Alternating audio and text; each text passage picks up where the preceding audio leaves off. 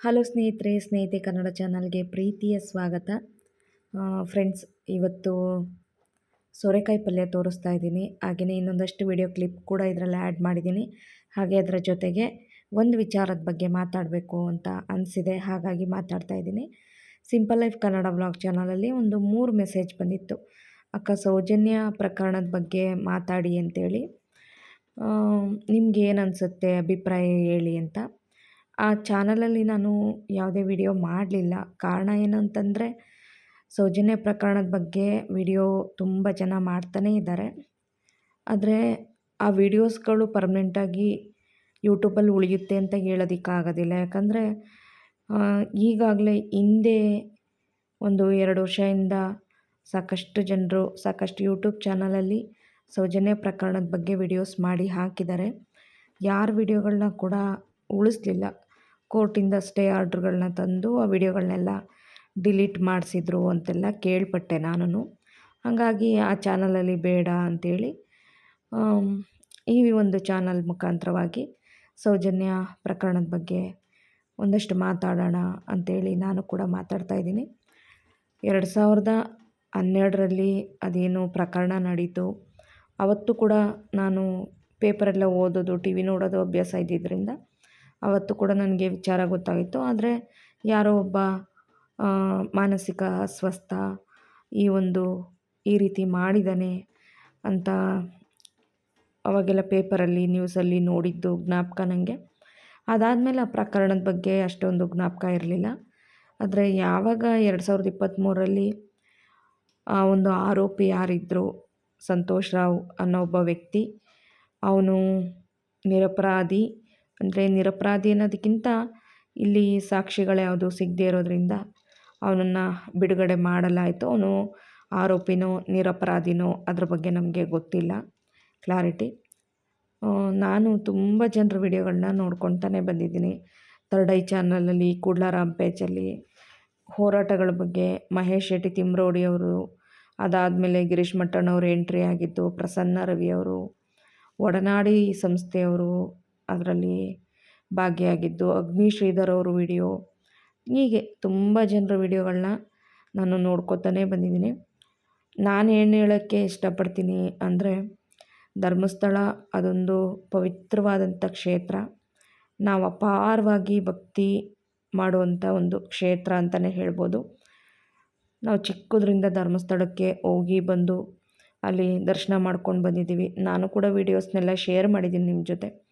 ಅಷ್ಟೊಂದು ಅಪಾರವಾದಂತಹ ಭಕ್ತಿ ಶ್ರದ್ಧೆ ಇದ್ದಂಥ ಒಂದು ಪುಣ್ಯಕ್ಷೇತ್ರ. ಅಲ್ಲಿ ಇಂತಹ ಒಂದು ಘಟನೆ ನಡೀತಾ ಅಂತ ಕೇಳಿದ್ರೆ ನಿಜಕ್ಕೂ ನಮಗೆ ಆಶ್ಚರ್ಯ ಆಗುತ್ತೆ, ಒಂಥರ ಭಯನೂ ಆಗುತ್ತೆ. ನಾವು ಆಟೋದಲ್ಲೇ ಹೋಗಿದ್ದೀವಿ, ಎಷ್ಟೋ ಸತಿ ನೀವು ನೋಡಿದ್ದೀರಾ. ಎಷ್ಟೋ ಸತಿ ಅನ್ನೋದಕ್ಕಿಂತ ನಾನು ಒಂದು ಸತಿ ನಿಮಗೆ ವಿಡಿಯೋನ ಶೇರ್ ಮಾಡಿದ್ದೀನಿ. ಆದರೆ ಇದಕ್ಕಿಂತ ಮುಂಚೆ ನಾನು ಯೂಟ್ಯೂಬಿಗೆ ಬರೋದಕ್ಕಿಂತ ಮುಂಚೆ ಕೂಡ ನಾವು ಆಟೋದಲ್ಲಿ ಊರಿಂದ ಒಂದು 2.5-3 ಅವರ್ ಜರ್ನಿ ಅಷ್ಟೇ, ಆಟೋದಲ್ಲೇ ಹೋಗಿ ಆಟೋದಲ್ಲೇ ಬರ್ತಾಯಿದ್ವು. ಪ್ರತಿ ವರ್ಷ ಧರ್ಮಸ್ಥಳಕ್ಕೆ ಹೋಗುವಂಥದ್ದು, ಅಲ್ಲಿ ದರ್ಶನ ಮಾಡ್ಕೊಬರುವಂಥದ್ದು ಇದು ಸರ್ವೇ ಸಾಮಾನ್ಯ ಇತ್ತು. ಅಷ್ಟೊಂದು ನಂಬ್ತಾ ಇದ್ವಿ. ಹಾಗೆ ಪ್ರತಿ ಒಂದು ಏನೇ ಒಂದು ನಮ್ಮ ಸಮಸ್ಯೆಗಳು ಆದ್ರೂ, ಏನೇ ಒಂದು ಕಷ್ಟ ಸಂದರ್ಭದಲ್ಲೂ ಧರ್ಮಸ್ಥಳ ಸ್ವಾಮಿ ಮಂಜುನಾಥ ಸ್ವಾಮಿಗೆ ಹರಕೆ ದುಡ್ಡುಗಳನ್ನ, ಕಾಣಿಕೆ ದುಡ್ಡುಗಳನ್ನ ಎತ್ತಿಟ್ಟು ಅದನ್ನು ತೊಗೊಂಡೋಗಿ ಮಗು ಕೈಯಲ್ಲಿ ಹಾಕ್ಸೋದು, ಅಂದರೆ ತನು ಕೈಯಲ್ಲಿ ಹಾಕ್ಸೋದು, ನಾವು ಹೋಗಿ ಉಂಡಿಗೆ ಒಂದು ಕಾಣಿಕೆಯನ್ನು ಸಲ್ಲಿಸೋವಂಥದ್ದು, ಮನಿ ಆರ್ಡ್ರ್ ಮಾಡೋದು, ಇದೆಲ್ಲ ಕೂಡ ಇತ್ತು. ಅವಾಗಿಂದ ಇತ್ತು. ಈ 2 ವರ್ಷದಿಂದ ಧರ್ಮಸ್ಥಳ ಕ್ಷೇತ್ರದ ಬಗ್ಗೆ ತಿಳ್ಕೊಂಡ್ಮೇಲೆ, ಅಂದರೆ ಈ ರೀತಿ ಏನೆಲ್ಲ ನಡೀತಾ ಇದೆ, ನಿಜವಾಗ್ಲೂ ಇದು ಹೇಗಪ್ಪ ದೇವರೇ, ಮಂಜುನಾಥ ಸ್ವಾಮಿ ಇಲ್ವಾ, ಅಲ್ಲಿ ಅಣ್ಣಪ್ಪ ಸ್ವಾಮಿ ಇಲ್ವಾ? ಚಾರ್ಮುಡಿ ಘಾಟಿಂದ ನಾವು ಕೆಳಗಡೆ ಹೋಗ್ಬೇಕಾದ್ರೆ, ಅಂದರೆ ಚಾರ್ಮುಡಿ ಘಾಟು ಹೋಗಬೇಕಾದ್ರಲ್ಲಿ ಅಣ್ಣಪ್ಪ ಸ್ವಾಮಿ ದೇವಸ್ಥಾನ ಸಿಗುತ್ತೆ. ಅಲ್ಲಿ ಯಾರೇ ಏನೇ ತೊಂದರೆ ತಪ್ಪು ಮಾಡ್ಕೊಂಡು ಹೋದರೆ ಗಾಡಿನೇ ಮೂವ್ ಆಗಲ್ಲ ಮುಂದೆ, ಅಲ್ಲಿ ಅಣ್ಣಪ್ಪ ಸ್ವಾಮಿ ಶಿಕ್ಷೆ ಕೊಡ್ತಾರೆ. ಇದೆಲ್ಲ ಕಥೆಗಳನ್ನ ಕೇಳ್ಕೊಂಡೇ ಬಂದಿದ್ದೀವಿ ನಾವು. ಆದರೆ ಇಲ್ಲಿ ಹಿಂಗೆ ಒಂದು ಹೆಣ್ಣು ಮಗುಗೆ ಈ ರೀತಿಯಾದಂಥ ಒಂದು ದೌರ್ಜನ್ಯ, ಕೊಲೆ ಈ ಥರ ಒಂದು ಆಯಿತು ಅಂತಂದರೆ ದೇವ್ರುಗಳು ಕಣ್ಮುಚ್ಕೊಂಡು ಕೂತಿದ್ದಾವ, ಅಥವಾ ಆ ಕ್ಷೇತ್ರದಲ್ಲಿ ದೇವ್ರುಗಳೇ ಇಲ್ವಾ ಅನ್ನೋ ಒಂದು ಆಶ್ಚರ್ಯ, ಒಂದು ಪ್ರಶ್ನೆ ಖಂಡಿತ ನಮ್ಗೆ ಕಾಡುತ್ತೆ. ಆದರೆ ಇನ್ನೂ ಒಂದು ಏನು ಅನಿಸ್ತದೆ ಅಂದರೆ, ಇದಕ್ಕೆಲ್ಲ ಒಂದು ತಾರ್ಕಿಕ ಅಂತ್ಯ ಕೊಡಲೇಬೇಕು ಅಂಥೇಳಿ 12 ವರ್ಷ ಆದ್ರೂ ಕೂಡ ಸೌಜನ್ಯ ಪ್ರಕರಣ ಮತ್ತೆ ಮತ್ತೆ ಅದು ಜನರಿಗೆ ತಲುಪ್ತಾ ಇದೆ. ಯಾರ ಮುಖಾಂತರನಾದರೂ ಅದು ಅಳಿಸಿ ಹೋಗ್ದಂಗೆ ಮತ್ತೆ ಮತ್ತೆ ಆ ಒಂದು ಏನಿದೆ ಆ ಒಂದು ಸೌಜನ್ಯ ಪ್ರಕರಣ ಅದೆಲ್ಲರಿಗೂ ಕೂಡ ಜನರಿಗೆ ಗೊತ್ತಾಗ್ತಾ ಇದೆ ಅಂತ ನನಗನ್ನಿಸ್ತಾ ಇದೆ. ಮಂಜುನಾಥ ಸ್ವಾಮಿ, ಅಣ್ಣಪ್ಪ ಸ್ವಾಮಿ ಖಂಡಿತವಾಗಿ ಇದಕ್ಕೆ ಒಂದು ಅಂತ್ಯ ಆಡೇ ಆಡ್ತಾರೆ, ಶಿಕ್ಷೆ ಕೊಟ್ಟೇ ಕೊಡ್ತಾರೆ. ಯಾರೇ ಅಪರಾಧಿಗಳಿದ್ರೂ ಕೂಡ ಅವರು ಖಂಡಿತವಾಗ್ಲೂ ಶಿಕ್ಷೆನ ಅನುಭವಿಸ್ತಾರೆ ಅಂತ ನಾನು ತುಂಬ ನಂಬ್ತೀನಿ. 2 ವರ್ಷದಿಂದ ನಿಜವಾಗ್ಲೂ ಧರ್ಮಸ್ಥಳಕ್ಕೆ ಹೋಗೋದಕ್ಕೆ ಮನಸ್ಸಿಲ್ಲ ಅಂತಲೇ ಹೇಳ್ಬೋದು. ಹಂಗಂತೇಳಿ ನಾನು ಮಂಜುನಾಥ ಸ್ವಾಮಿ ದರ್ಶನ ಮಾಡೋದೇ ಇಲ್ಲ, ಈ ಸೌಜನ್ಯ ಪ್ರಕರಣ ತೀರ್ಪು ಬರೋ ತನಕ ಅಂತೇನಿಲ್ಲ. ಖಂಡಿತ ನಾನು ಹೋದರೆ ಮಂಜುನಾಥ ಸ್ವಾಮಿ ಹತ್ರ ನಾನು ಕೇಳೋದಿಷ್ಟೇ, ಸೌಜನ್ಯ ನ್ಯಾಯ ಸಿಗಬೇಕು, ಸೌಜನ್ಯಂಗೆ ನ್ಯಾಯ ಸಿಗಬೇಕು. ಪ್ರತಿ ಹೆಣ್ಣು ಮಕ್ಕಳು ತಾಯಿಯರಿಗೆ, ಹೆಣ್ಣು ಮಕ್ಕಳು ತಾಯಿ ಅಂತಲ್ಲ, ಪ್ರತಿ ಮನುಷ್ಯನಿಗೂ ಕೂಡ ದುಃಖ ಹಾಗೆ ಆಗುತ್ತೆ ಸೌಜನ್ಯನ ನೆನೆಸ್ಕೊಂಡ್ರೆ. ಆದರೆ ಈ ಒಂದು ಕೇಸ್ ಮಾಡಿರುವಂಥ ಪಾಪಿಗಳಿಗೆ ದುಃಖ ಆಗೋದಿಲ್ಲ. ಅವರು ಪರಮ ಪಾಪಿಗಳು. ಅವರು ಯಾರೇ ಆಗಿದ್ರೂ ಕೂಡ ಅವರು ಬದುಕೋಕ್ಕೆ ಯೋಗ್ಯತೆ ಇಲ್ಲದಿರುವಂಥವ್ರು ಅಂತಲೇ ಹೇಳೋದಕ್ಕೆ ಇಷ್ಟಪಡ್ತೀನಿ. ಇದ್ರ ಬಗ್ಗೆ ಮಾತಾಡಬೇಕು ಮಾತಾಡಬಾರ್ದು ನನಗಂತೂ ಗೊತ್ತಿಲ್ಲ. ಬಟ್ ಆದರೆ ನನಗೆ ಅನಿಸ್ತಾ ಇತ್ತು, ತುಂಬ ನಾನು ಅದ್ರ ವೀಡಿಯೋಸ್ ನೋಡ್ತಾನೆ ಇರ್ತೀನಿ. ಇಂಟರ್ವ್ಯೂ ವೀಡಿಯೋಸ್ಗಳನ್ನ ನಾನೆಲ್ಲ ನೋಡ್ಕೊತಾನೆ ಬರ್ತೀನಿ. ತುಂಬ ವರ್ಷದಿಂದ ಈ ಕೇಸ್ ಬಗ್ಗೆ, ಅಂದರೆ 1-2 ವರ್ಷದಿಂದ ಬಹಳ ಒಂದು ಆಸಕ್ತಿ ನನಗೆ. ಈ ಒಂದು ಪ್ರಕರಣ ಎಲ್ಲಿಗೆ ಹೋಗಿ ಮುಟ್ಟುತ್ತೆ, ಸೌಜನ್ಯಂಗೆ ನ್ಯಾಯ ಸಿಗುತ್ತಾ ಅಂತ. ಅದರಲ್ಲೂ ಈ ಒಂದು ಪ್ರಕರಣ, ಒಂದು ಕೇಸ್ಗೆ ಗಿರೀಶ್ ಮಟ್ಟಣ್ಣ ಅಂಥವರು ಬಂದು ಈ ಸೌಜನ್ಯ ಪರವಾಗಿ ಹೋರಾಟ ಮಾಡೋದಕ್ಕೆ ನಿಂತ ಮೇಲೆ ಇನ್ನೂ ಕೂಡ ನನಗೆ ಇದ್ರ ಬಗ್ಗೆ ತುಂಬ ಆಸಕ್ತಿ ಹುಟ್ಟಿತು. ಸೌಜನ್ಯಂಗೆ ನ್ಯಾಯ ಸಿಕ್ಕೇ ಸಿಗುತ್ತೆ ಅನ್ನೋ ಒಂದು ನಂಬಿಕೆ ಕೂಡ ನನಗೆ ಬರ್ತಾಯಿದೆ. ನಾನು ಇಂಥವರೇ ಅಪರಾಧಿಗಳು ಅಂತ ಹೇಳೋದಕ್ಕೆ ಹೋಗೋದಿಲ್ಲ ಫ್ರೆಂಡ್ಸ್. ಯಾರ ಅಪರಾಧ ಮಾಡಿದರೂ ಕೂಡ ಅವರಿಗೆ ಸರಿಯಾದಂಥ ಶಿಕ್ಷೆ ಸಿಗಬೇಕು ಅಂತಲೇ ನಾನು ಮಂಜುನಾಥ ಸ್ವಾಮಿ ಹತ್ರ ಕೇಳ್ಕೊತೀನಿ. ಸಿಕ್ಕೇ ಸಿಗುತ್ತೆ ಅಂತ ಕೂಡ ನಂಬ್ತೀನಿ. ಅಷ್ಟೇ ಫ್ರೆಂಡ್ಸ್, ಇದ್ರ ಬಗ್ಗೆ ನಾನು ಹೇಳೋಕ್ಕೆ ಇಷ್ಟಪಡೋದು. ಕೇಳಿದ್ರಿ, ಬಟ್ ನನಗನ್ಸಿದ್ದು ಇಷ್ಟೇ. ನಾನಂತೂ ನಿಜವಾಗ್ಲೂ ಇದ್ರ ಬಗ್ಗೆ ತುಂಬ ನೋವನ್ನು ಪಟ್ಟಿದ್ದೀನಿ. ಪ್ರತಿದಿನ ಕೂಡ ನಾನು ಅದ್ರ ಬಗ್ಗೆ ವಿಡಿಯೋಗಳನ್ನ ನೋಡ್ತಾನೆ ಇರ್ತೀನಿ. ಯಾವತ್ತಪ್ಪ ನ್ಯಾಯ ಸಿಗುತ್ತೆ, ಯಾವತ್ತಪ್ಪ ಸೌಜನ್ಯಂಗೆ ಅವ್ರ ಕುಟುಂಬದವರಿಗೆ ಒಂದು ನ್ಯಾಯ ಸಿಗುತ್ತೆ ಅಂತಲೇ ಕಾಯ್ತಾ ಇದ್ದೀನಿ. ಆದರೆ ಒಂದು ಮಾತು ಹೇಳೋದಕ್ಕೆ ಇಷ್ಟಪಡ್ತೀನಿ, ಸೌಜನ್ಯನ ಹೆಸ್ರು ಹೇಳ್ಕೊಂಡು ಯಾರೆಲ್ಲ ಹಣ ಮಾಡ್ಕೋತಾ ಇದ್ದಾರೆ ಅವ್ರಿಗೂ ಕೂಡ ದೇವರು ಒಳ್ಳೇದು ಮಾಡೋದಿಲ್ಲ. ಅವ್ರಿಗೂ ಸರಿಯಾದ ಶಿಕ್ಷೆ ಕೊಡ್ತಾನೆ. ಯಾರೇ ತಪ್ಪು ಮಾಡಿದರೂ ಕೂಡ, ಎಂತಹ ದೊಡ್ಡ ವ್ಯಕ್ತಿಗಳು ತಪ್ಪು ಮಾಡಿದರೂ ಸೌಜನ್ಯ ಪ್ರಕರಣದಲ್ಲಿ ಖಂಡಿತವಾಗ್ಲೂ ಅವರಿಗೆ ಸರಿಯಾದ ಶಿಕ್ಷೆ ಆಗಬೇಕು. ಹಾಗೆ ಅದರ ಜೊತೆಗೆ ಈ ಪ್ರಕರಣದ ದಿಕ್ಕನ್ನು ಯಾರು ತಪ್ಪಿಸಿದ್ರು, ಅಧಿಕಾರಿಗಳು, ಒಂದು ಹೆಣ್ಣಿನ ಅತ್ಯಾಚಾರ ಕೊಲೆ ಆಗಿದ್ರೂ ಕೂಡ ಅದು ಸರಿಯಾದ ರೀತಿಯಲ್ಲಿ ತನಿಖೆ ಮಾಡದೆ ಪ್ರಕರಣದ ದಿಕ್ಕು ತಪ್ಪಿಸಿ ಸಾಕ್ಷಿಗಳನ್ನು ನಾಶ ಯಾರೆಲ್ಲ ಮಾಡಿದ್ದಾರೆ ಅವ್ರ ವಿರುದ್ಧ ಖಂಡಿತವಾಗ್ಲೂ ತನಿಖೆ ಆಗಬೇಕು. ಅವರಿಗೆ ಕಾನೂನು ಪ್ರಕಾರದಲ್ಲಿ ಏನು ಶಿಕ್ಷೆ ಆಗಬೇಕು ಅದು ಆಗಲೇಬೇಕು ಅಂತ ನಾನು ನಿಜವಾಗ್ಲೂ ಕೇಳ್ಕೊತೀನಿ. ದೇವ್ರ ಹತ್ರ ಕೂಡ ನಾನು ಅದನ್ನೇ ಪ್ರಾರ್ಥಿಸ್ತೀನಿ. ಯಾವ ಹೆಣ್ಣು ಮಕ್ಕಳಿಗೂ ಕೂಡ ಈ ರೀತಿ ಆಗಬಾರ್ದು. ಹೆಣ್ಣೆತ್ತವರಿಗೆ ಪ್ರತಿಯೊಬ್ಬರಿಗೂ ಕೂಡ ಭಯ ಹುಟ್ಟುತ್ತೆ.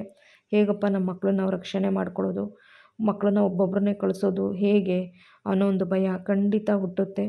ನಮ್ಮ ಹೆಣ್ಮಕ್ಳನ್ನ ನಾವು ಧೈರ್ಯವಾಗಿ ಬೆಳೆಸಬೇಕು, ಅವರಿಗೆ ಎಲ್ಲ ರೀತಿಯ ಬುದ್ಧಿಯನ್ನು ಕಲಿಸ್ಬೇಕು. ಆದರೆ ಎಷ್ಟೇ ಮಕ್ಕಳು ಒಳ್ಳೆಯವರಾಗಿ, ಎಷ್ಟೇ ನಾವು ಧೈರ್ಯದಿಂದ ಬೆಳೆಸಿದ್ರು ಕೂಡ ಇಂತಹ ಕಾಮುಕರ ಕೀಚಕರ ಕೈಗೆ ಸಿಕ್ಬಿಟ್ರೆ ಏನು ಗತಿ ಆಗ್ಬಿಡ್ತಾರೆ. ಇಂಥವ್ರನ್ನ ಬದುಕಿಸ್ಲೇಬಾರ್ದು. ಇಂಥವ್ರು ಬದುಕೋಕೆ ಯೋಗ್ಯತೆಯೇ ಇಲ್ದಿರೋವಂಥವ್ರು ಯಾರು ಕೂಡ ಈ ಥರದ ತಪ್ಪು ಮಾಡಬಾರ್ದು. ಇನ್ನು ಮುಂದೆ ತಪ್ಪು ಮಾಡಬೇಕು ಅಂದರೆ ಭಯ ಪಡಬೇಕು. ಆ ರೀತಿಯಾದಂತಹ ಕಾನೂನು, ಆ ರೀತಿಯಾದಂಥ ಶಿಕ್ಷೆ ಇಂತಹ ಪ್ರಕರಣದಲ್ಲಿ ತಪ್ಪು ಮಾಡಿದವ್ರು ಎಲ್ರಿಗೂ ಕೂಡ ಸಿಗಬೇಕು. ಬದುಕೋಕೆ ಅವ್ರು ಅರ್ಹರಲ್ಲ ಅಂತಲೇ ಹೇಳೋದಕ್ಕೆ ಇಷ್ಟಪಡ್ತೀನಿ ಫ್ರೆಂಡ್ಸ್. ಇಷ್ಟು ವಿಷಯನ ನನಗೆ ಹೇಳಬೇಕು ಅನ್ನಿಸ್ತು, ಹಾಗಾಗಿ ಈ ವಿಡಿಯೋ ಮುಖಾಂತರ ಹೇಳಿದ್ದೀನಿ. ನಿಮ್ಮ ಅಭಿಪ್ರಾಯ ಏನು ಅನ್ನೋದನ್ನು ಕಮೆಂಟ್ಸಲ್ಲಿ ತಿಳಿಸಿ. ರೇಕಾಯಿ ಪಲ್ಯ ನಾನು ತುಂಬ ಸಲ ತೋರಿಸಿರೋದ್ರಿಂದ ಹಾಗೆಯೇ ಹೇಳಿದ್ದೀನಿ. ಸೊ ನೀವು ವಿಡಿಯೋ ಮುಖಾಂತರ ಯಾವ ರೀತಿ ಮಾಡಿದೆ ಅನ್ನೋದನ್ನು ನೋಡಿ. ರೊಟ್ಟಿ, ಚಪಾತಿ, ದೋಸೆ ಎಲ್ಲದಕ್ಕೂ ಕೂಡ ತುಂಬಾ ಚೆನ್ನಾಗಿರುತ್ತೆ, ಸಖತ್ ಟೇಸ್ಟಿಯಾಗಿರುತ್ತೆ. ಅನ್ನ ಜೊತೆ ಸೈಡ್ ಡಿಶಲ್ಲಿ ತಿನ್ನೋದಕ್ಕೂ ಕೂಡ ತುಂಬಾ ಚೆನ್ನಾಗಿರುತ್ತೆ. ನನಗಂತೂ ಸೋರೆಕಾಯಿ ಪಲ್ಯ ಫೇವ್ರೇಟು. ಇನ್ನು ನಾನು ಗೊಜ್ಜು ಥರ ಮಾಡಿಕೊಂಡು ಅಂದರೆ ಒಂಥರ ಗ್ರೇವಿ ಥರ ಮಾಡ್ಕೊತೀನಿ. ಚಪಾತಿ ದೋಸೆಗೆಲ್ಲ ಚೆನ್ನಾಗಿರುತ್ತೆ ಆ ಥರ ಮಾಡ್ಕೊಳ್ಳೋದಕ್ಕೂ. ಆ ರೀತಿ ಮಾಡಿದಾಗಲೂ ಕೂಡ ತೋರಿಸ್ತೀನಿ. ಹಾಗೆಯೇ ಊರಿಂದ ಬಂದಾದಮೇಲೆ ಅಂದರೆ ಊರಲ್ಲಿದ್ದಾಗ ತನಗೊಂದು ಮುಂಚೆನೇ ಇದನ್ನು ಆರ್ಡ್ರ್ ಮಾಡಿದ್ದೆ ಮೀಶೋದಲ್ಲಿ. ಒಂದು ಪ್ಯಾಂಟ್ಗೆ ಹಾಕೊಳ್ಳೋಂಥ ಒಂದು ಶಾರ್ಟು ಟಾಪ್ ಥರ ವೈಟ್ ಕಲರ್. ಇದು ತನುನೇ ಇಷ್ಟಪಟ್ಲು ಅಂತೇಳಿ ಆರ್ಡ್ರ್ ಮಾಡಿದ್ದೆ. ನಾವು ಊರಿಗೆ ಹೋದಾಗ ಇದು ಬಂದಿತ್ತು. ನನ್ನ ಹಸ್ಬೆಂಡು ಇಸ್ಕೊಂಡು ಇಟ್ಕೊಂಡಿದ್ರು. ಇದನ್ನು ಊರಿಂದ ಬಂದಾದಮೇಲೆ ಇದನ್ನು ಓಪನ್ ಮಾಡಿ ನೋಡ್ತಾ ಇದ್ದೀನಿ. ಕ್ವಾಲಿಟಿ ತುಂಬ ಚೆನ್ನಾಗಿದೆ. ನನಗಂತೂ ಸಖತ್ ಇಷ್ಟ ಆಯ್ತಿದು. ಇದರ ಪ್ರೈಸು 350 360 ಏನೋ ಇದೆ. ನಾನು ಡಿಸ್ಕ್ರಿಪ್ಷನ್ ಬಾಕ್ಸಲ್ಲಿ ಬೇಕಾದರೆ ಅದರ ಲಿಂಕ್ನ ಶೇರ್ ಮಾಡ್ತೀನಿ. ನಿಮ್ಗೆ ಯಾರಿಗಾದರೂ ಇಂಟ್ರೆಸ್ಟ್ ಇದ್ದರೆ ಬೇಕಾದ್ರೆ ಪರ್ಚೇಸ್ ಮಾಡ್ಬೋದು. ಕ್ವಾಲಿಟಿ ಮಾತ್ರ ತುಂಬಾ ಚೆನ್ನಾಗಿದೆ. ನನಗಂತೂ ತುಂಬ ಇಷ್ಟ ಆಯಿತು. ತನಗೂ ಇಷ್ಟ ಆಯಿತು. ಹಾಗೆ ತನು ಫಸ್ಟ್ ಡೇ ಸ್ಕೂಲ್ಗೆ ಹೋದ್ಲಲ್ಲ, ಅವತ್ತೊಂದು ಕ್ಲಿಪ್ ತೊಗೊಂಡಿದ್ದೆ, ಅದನ್ನು ಶೇರ್ ಮಾಡಿರಲಿಲ್ಲ. ಈ ವಿಡಿಯೋದಲ್ಲಿ ಶೇರ್ ಮಾಡ್ತಾಯಿದ್ದೀನಿ. ತನು ಇವತ್ತು ಫಸ್ಟ್ ಡೇ ಸ್ಕೂಲ್ಗೆ ಹೋಗ್ತಾ ಇದ್ದಾಳೆ, 10th ಆಲ್ ದ ಬೆಸ್ಟ್ ಚಿನಿ. Thank you. Bye, take care. ಜೋಪಾನ, ಬಾಯ್. ರೋಡ್ ನೋಡ್ಕೊಂಡು ದಾಟಬೇಕು. ಬಾಯ್.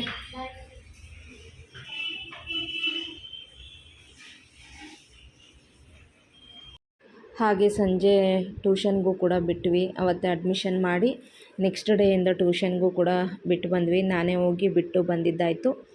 ಹಾಗೆ ಮ್ಯಾಚ್ ಇತ್ತು ಅಂಥೇಳಿ ಅವತ್ತು ಮ್ಯಾಚ್ ಇತ್ತು ದಿವಸದ ವಿಡಿಯೋ ಅದು.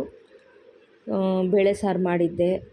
ಹಾಗೆಯೇ ರೈಸ್ ಕೂಡ ಮಾಡ್ತಾಯಿದ್ದೀನಿ. ನನ್ನ ಹಸ್ಬೆಂಡು ಅವರು ಬೇಗ ಬಂದಿದ್ದರು, ತರಕಾರಿ ಎಲ್ಲ ತೊಗೊಂಬಂದಿದ್ರು. ಬೆಳಗ್ಗೆ ಪಲಾವ್ ಮಾಡೋದಕ್ಕೆ ತರಕಾರಿ ಎಲ್ಲ ಕಟ್ ಮಾಡಿ ಇಡ್ತಾಯಿದ್ದಾರೆ. ಓಕೆ ಫ್ರೆಂಡ್ಸ್, ಈ ವಿಷಯನ ನಾನು ಹೇಳ್ಕೋಬೇಕು ಈ ಚಾನಲಲ್ಲಿ ಅಂತ ಅನ್ನಿಸ್ತು. ಹಾಗಾಗಿ ಈ ವಿಷಯನ ನಾನು ಹೇಳಿದ್ದೀನಿ. ನಿಮಗೆ ಇದರ ಅಭಿಪ್ರಾಯ ಏನು ಅನಿಸುತ್ತೆ ಅನ್ನೋದನ್ನು ಕಮೆಂಟ್ಸಲ್ಲಿ ತಿಳಿಸಿ. ಹಾಗೆ ಈ ಚಿಕ್ಕ ವಿಡಿಯೋ ನಿಮಗೆ ಇಷ್ಟ ಆಗಿದೆ ಅಂತಲೇ ಭಾವಿಸ್ತೀನಿ. ಹಾಗೆ ಪ್ರತಿಯೊಬ್ಬರೂ ಕೂಡ ಸೌಜನ್ಯಗೆ ನ್ಯಾಯ ಸಿಗಲಿ ಅಂತ ಆ ಮಂಜುನಾಥ ಸ್ವಾಮಿ ಹತ್ರ ಕೇಳ್ಕೊಳ್ಳಿ ಅಂತ ಹೇಳ್ತಾ ಇವತ್ತಿನ ವ್ಲಾಗ್ನ ಇಲ್ಲಿಗೆ ಎಂಡ್ ಮಾಡ್ತಾಯಿದ್ದೀನಿ. ನನ್ನ ವ್ಲಾಗ್ನ ಫಸ್ಟ್ ಟೈಮ್ ಯಾರೆಲ್ಲ ನೋಡ್ತಾ ಇದ್ದೀರಾ ಪ್ಲೀಸ್ ಲೈಕ್ ಮಾಡಿ ವಿಡಿಯೋಗೆ, ಹಾಗೆಯೇ ಸಬ್ಸ್ಕ್ರೈಬ್ ಮಾಡಿ.